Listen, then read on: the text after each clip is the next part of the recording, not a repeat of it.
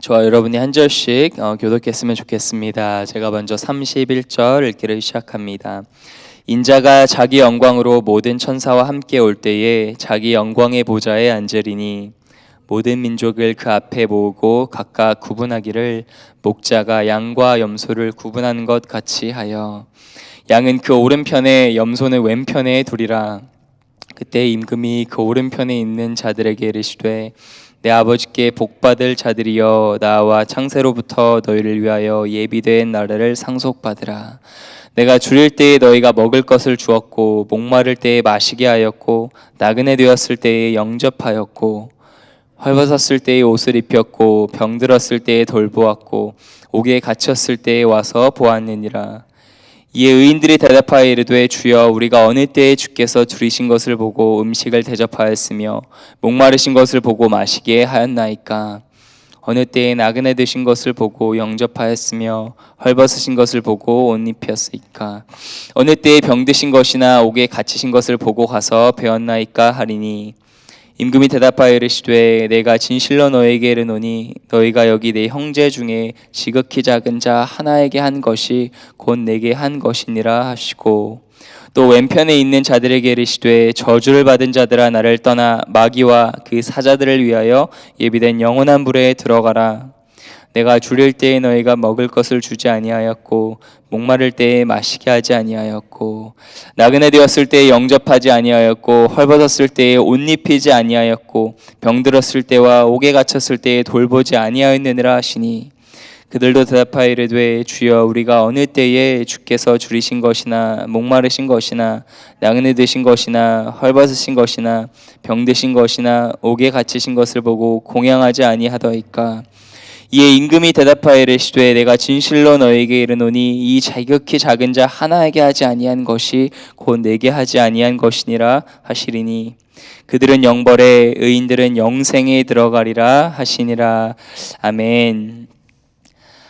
저와 여러분은 예수님의 초림과 재림 사이를 살아가고 있습니다. 구약의 예언 그대로 참 많이 구약에 예수님이 오시고 어떻게 순환당하실 것이다 라는 예언들이 많이 기록되어 있는데 정말 그 예언대로 예수님은 2000년 전에 이 땅에 오셨습니다. 그렇기에 예수님은 신약에 기록된 대로 반드시 다시 오실 것입니다. 그런데 예수님께서 처음 오실 때는 무력한 어린아이의 모습으로 오셔서 그를 배척하고 또 믿지 않는 이들이 많이 있었습니다. 하지만 예수님이 언제 오실지 모르지만 다시 오실 때는 오늘 31절에도 기록된 것처럼 모든 천사와 함께 영광으로 오실 것입니다. 그때는 그 누구도 예수님이 주라는 것을 부인하지 못하고 빌립보서 2장이 말하는 것처럼 모든 민족이 예수님 앞에 무릎을 꿇고 예수 그리스도를 주라 시인하게 될 것입니다. 그리고 목자에 의해서 양과 염소가 구분되듯 그날에 모든 사람이 두 그룹으로 나뉘게 될 것입니다. 모든 사람이 예수님을 주라고 고백하게 될 것인데 한 그룹은 너무 기쁨으로 정말 감사함으로 예수님을 주라 고백할 것이고 다른 그룹은 어쩔 수 없이 무릎을 꿇고 예수님을 주라 고백하게 될 것입니다. 첫 번째 그룹의 사람들, 오늘 본문에 나오는 사람들, 인자 또는 임금으로 표현되는 예수님의 오른편에 있는 사람들입니다. 하나님의 나라를 상속받은 복 받은 자들입니다. 예수님은 또 의인들이라고 말씀하세요. 이 사람들의 특징은 무엇입니까?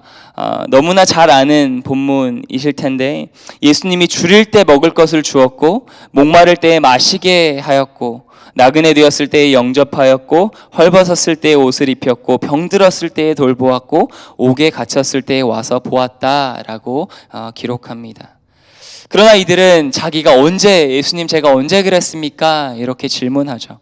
그러자 예수님께서 이렇게 40절에서 대답하십니다. 임금이 대답하여 이르시되 내가 진실로 너희에게 이르노니 너희가 여기 내 형제 중에 지극히 작은 자 하나에게 한 것이 곧 내게 한 것이니라 하시고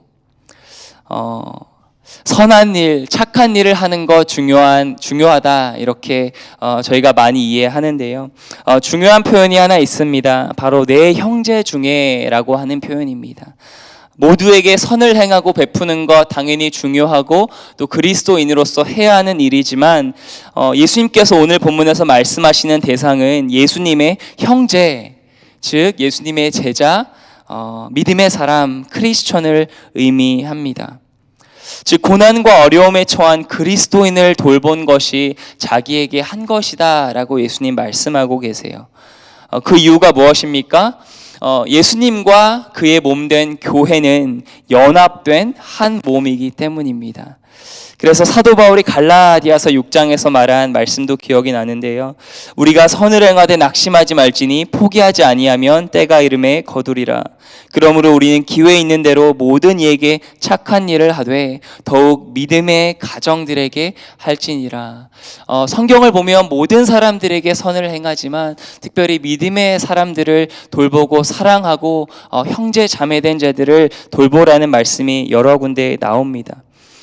예수님은 나의 형제, 나의 자매에게 한 것이 나에게 한 것이다 라고 이렇게 말씀하고 계신 거예요. 두 번째 그룹의 사람들이 있습니다. 바로 예수님의 왼편에 있는 사람들입니다. 이들은 영원한 불에 들어가는 저주받은 사람들이에요. 이 사람들의 특징은 예수님이 줄이고 목마를 때, 또 나그네 되고 헐벗었을 때, 병들고 옥에 갇혔을 때 돌보지 않았습니다. 이들도 예수님 제가 언제 그랬습니까? 이렇게 질문하죠. 예수님께서 45절에 이렇게 대답하십니다.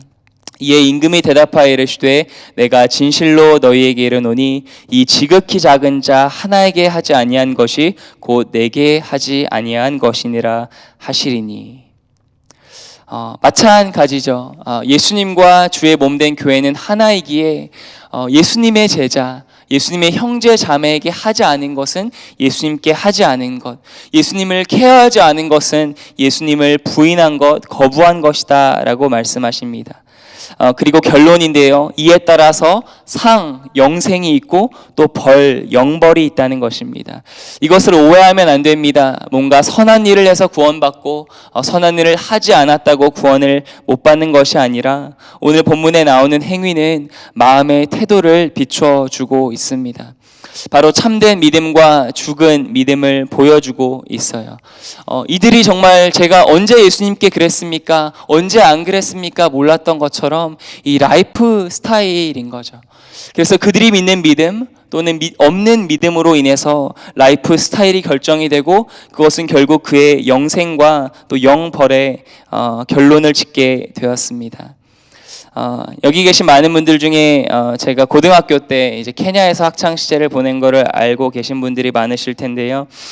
케냐에 가면 이제 그 케냐 아이들이 특별히 이렇게 모든 외국인들을 부르는 단어가 있습니다. 바로 무중구라는 단어, 무중구 이렇게 부르는데 그 단어는 이렇게 백인 사람들을 지칭하는 용어입니다.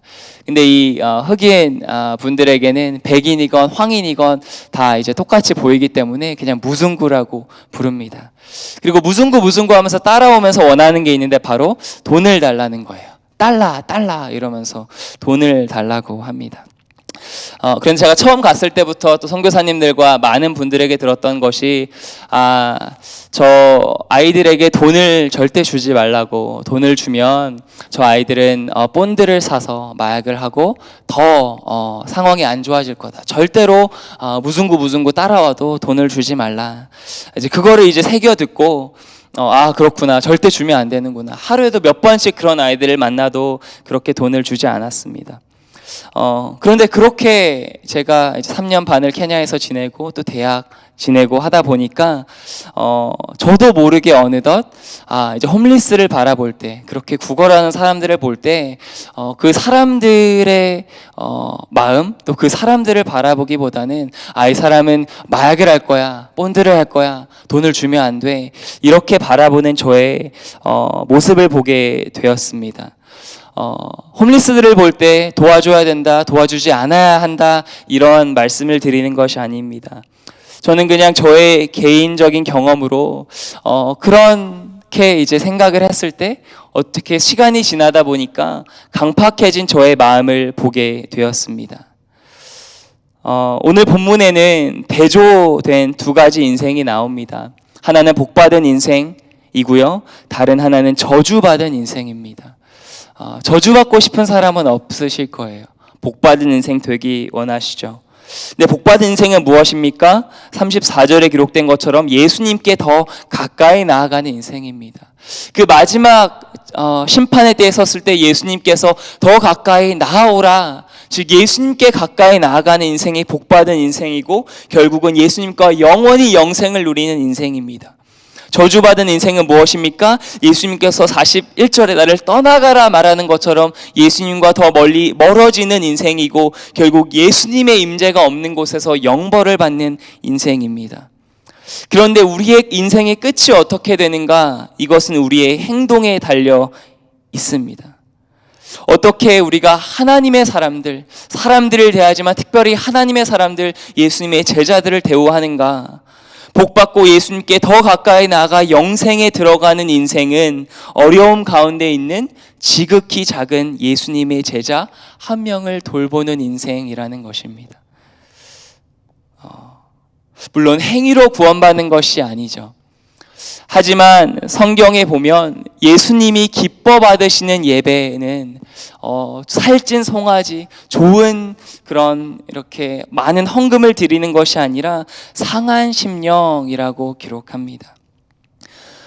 즉 우리가 하나님을 기쁘시게 하는 예배는 우리의 마음이 깨어진 예배, 상한 심령이고 또 우리가 구원에 나아가는 하나님이 기뻐하시는 바로 그 구원을 받는 인생은 그 상한 심령으로 또 하나님의 눈이 머무는 곳, 하나님의 마음이 머무는 그 곳에 나아가 그 지극히 작은 한 사람 예수님의 제자를 돌보는 것이라는 것입니다.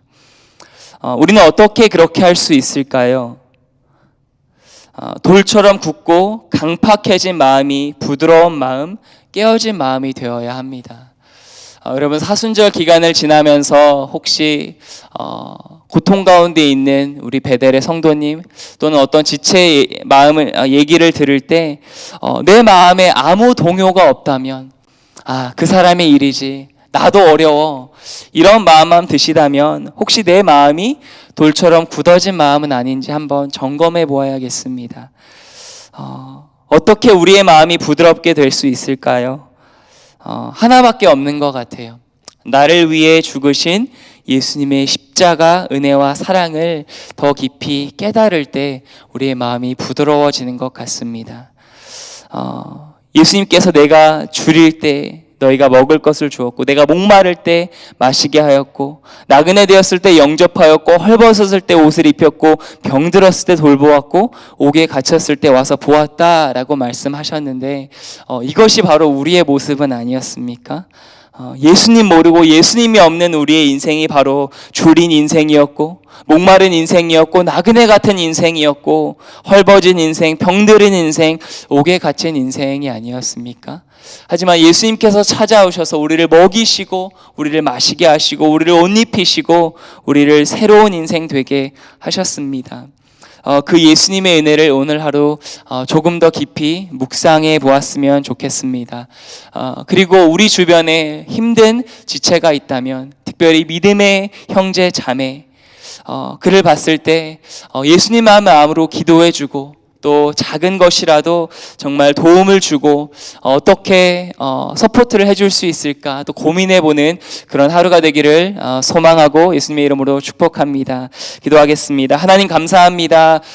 계속해서 사순절 기간을 지나며 예수님의 인생과 또 예수님의 가르침을 묵상하는 시간을 주심에 감사합니다.